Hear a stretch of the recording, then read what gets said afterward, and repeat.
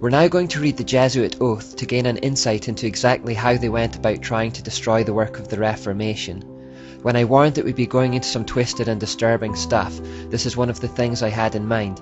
It's an extremely disturbing document, but it's important to go over it, as it doesn't just give us insight into the Jesuits. By proxy, it gives us deep insight into the mind of our demonic enemy as a whole, and the tactics that Satan may still employ today against us. Remember, he has no new tricks. Incidentally, I'll post a copy of this in the notes section of the Fuel Project Facebook page if you want to read it again. My son, you have been taught to act the dissembler. Amongst the Roman Catholics to be a Roman Catholic, and to be a spy even among your own brethren, to believe no man, to trust no man. Among the Reformers to be a Reformer, among the Huguenots to be a Huguenot, among the Calvinists to be a Calvinist, among the Protestants generally to be a Protestant, and obtaining their confidence to seek even to speak from their pulpits, and to denounce with all vehemence in your nature our holy religion and the Pope, and even to descend so low as to become a Jew amongst the Jews, that you might be enabled to gather together all information for the benefit of your order as a faithful soldier of the Pope. You have been taught to insidiously plant the seeds of jealousy and hatred between states that were at peace, and incite them to deeds of blood involving them in war with each other, and to create revolutions and civil wars in communities, provinces and countries that were independent and prosperous, cultivating the arts and the sciences and enjoying the blessings of peace. To take sides with the combatants and to act secretly in concert with your brother Jesuit, who might be engaged on the other side, but openly opposed to that which you might be connected, only that the Church might be the gainer in the end, in the conditions fixed in the treaties for peace, and that in the end justifies the means. You have been taught your duties as a spy to gather all statistics, facts and information in your power from every source, to ingratiate yourself into the confidence of the family circle of Protestants and heretics of every class and character, as well as that of the merchant, the banker, the lawyer, amongst the schools and universities, in parliament and legislatures, and in the judiciaries and councils of state, and to be all things to all men for the Pope's sake, whose servants we are unto death. You have received all your instructions heretofore as a novice, a neophyte, and have served as a coadjutor, confessor, and priest, but you have not yet been invested with all that is necessary to command in the army of Loyola, in the service of the Pope. You must serve the proper time as the instrument and executioner as directed by your superiors, for none can command here who has not consecrated his labours with the blood of the heretic, for without the shedding of blood no man can be saved. Therefore, to fit yourself for your work and make your own salvation sure, you will, in addition to your former oath of obedience to your order and allegiance to the Pope, repeat after me. I promise that, and declare that I will, when opportunity presents, make and wage relentless war, secretly or openly, against all Protestants and Liberals as I am directed to do, to extirpate and exterminate them from the face of the whole earth, and that I will spare neither age, sex, or condition, and that I will hang, burn, waste, boil, flay, strangle, and bury alive these infamous heretics, rip up the stomachs and wombs of their women, and crush their infants' heads against the walls, in order to annihilate for ever their execrable race.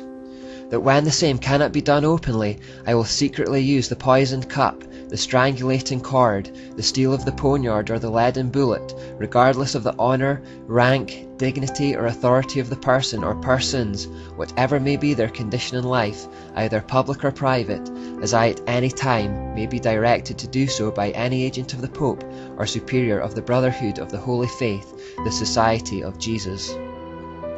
By reading these words we gain a full appreciation of their shocking tactics, which can be summed up like this. Their intention was to become part of the faith, system, culture, or group that they intended to destroy.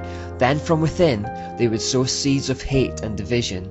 Their method was to present themselves as one thing on the surface, but to be secretly working away with each other for a very different purpose behind the scenes.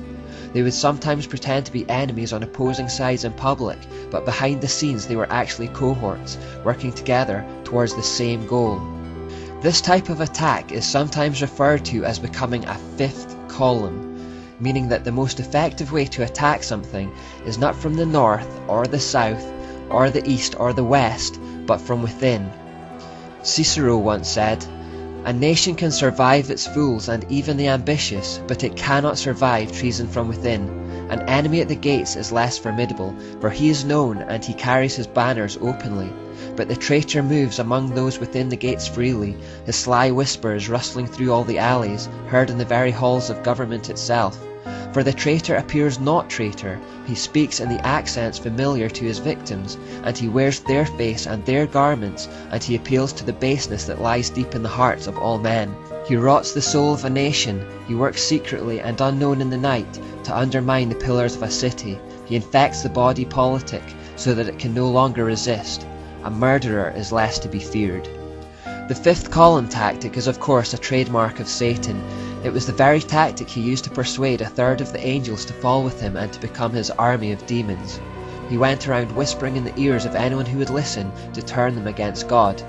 More recently, ex-witches have spoken of being assigned to local churches by their coven with the aim of being involved in the congregation on the surface, but all the while secretly working against it from within, frustrating its aims and unity. If something is attacked from without, it will put up its defences and fight back. But if, by using deceit, the attacker can become part of the thing it wishes to destroy and gains the trust of those involved, they can take it down from within. But could we really expect any human being to carry out the acts described in this monstrous Jesuit oath? Well, remember that the spiritual exercises were designed to eliminate all human emotion and to turn the men into machines. And just as demonic influence was so clearly at work in Loyola's cave experience, so they are involved in the spiritual exercises. H. Boehmer in Les Jesuits writes, "We imbue unto him spiritual forces which he would find very difficult to eliminate later. These forces can come up again to the surface, sometimes after years of not even mentioning them, and become so imperative that the will finds itself unable to oppose any obstacle and has to follow their irresistible impulse." In other words, through the spiritual exercises, the Jesuit initiate becomes possessed and finds themselves compelled to act according to the will of these demonic forces within.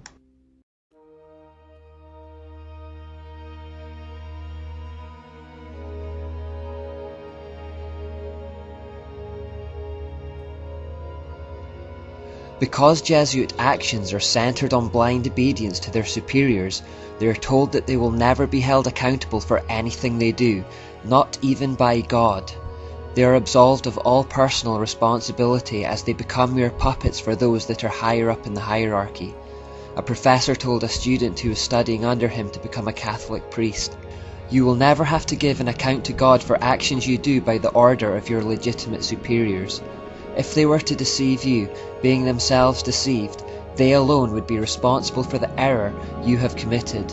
Your sin would be imputed to you as long as you follow the golden rule that is a base for all Christian philosophy and perfection, humility and obedience." See how deceitful this is? The superiors are basically saying, you'll never have to give an account of your actions to God, don't worry about it. This allows them to perpetrate any act in the belief that they are beyond judgment. If their superior tells them to carry out a murder, they think that if they obey, then God will not hold them accountable and will instead blame the superior. This is one method the hierarchy uses to overcome or bypass the conscience of an individual.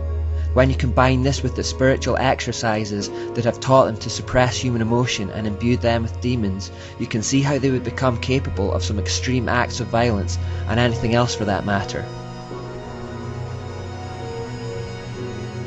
A second vital principle for Jesuits can be summed up in the phrase, "The end justifies the means." Remember this one, it's very important. Before this maxim, the ideas of absolute right and wrong completely vanish.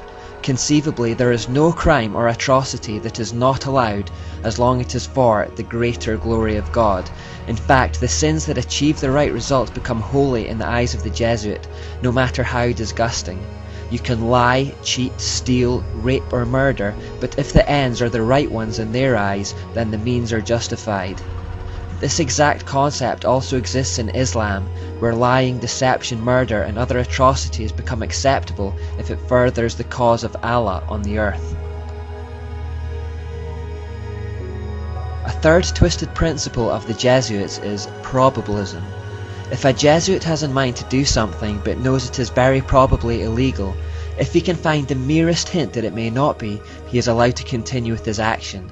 For example, if he consults 100 teachers or doctors about his intended action and 99 say that it would be unlawful, but then one tells him that it may not be, he can act on that 1% probability that it is in fact lawful. In fact, if the Jesuit can imagine any reason in his own mind why his action may not be unlawful, however unlikely, this frees him to do it. It's a form of self-deception, lying to yourself to try to keep the conscience clear. Fourthly, there is the idea of directing the intention. This is the idea that if the person meditates on something holy while they perpetrate something evil, the soul contracts no guilt or stain. Therefore the Jesuit can kill someone or lie or cheat or steal, but as long as he is focusing on something holy at the time in his mind, their soul remains white as snow. Again, such is the depth of deceit within the Jesuit system that they deceive even themselves.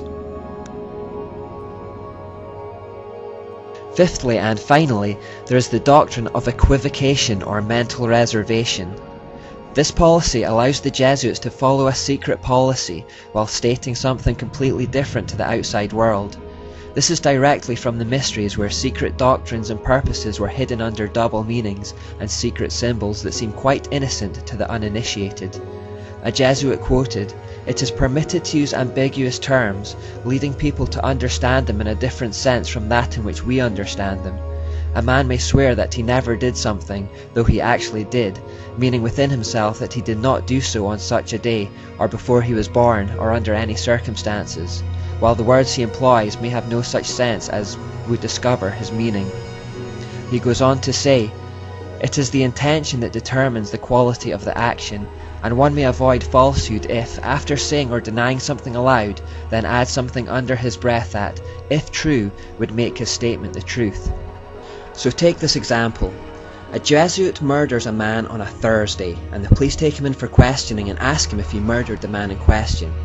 The Jesuit replies, "I did not murder him," which is obviously a lie because he did, but then under his breath or mentally he adds the words, "on Friday." These inaudible words that he whispered to himself after the initial lie have now made the statement true. By doing this, Jesuits can permit perjury and in their own eyes remain blameless.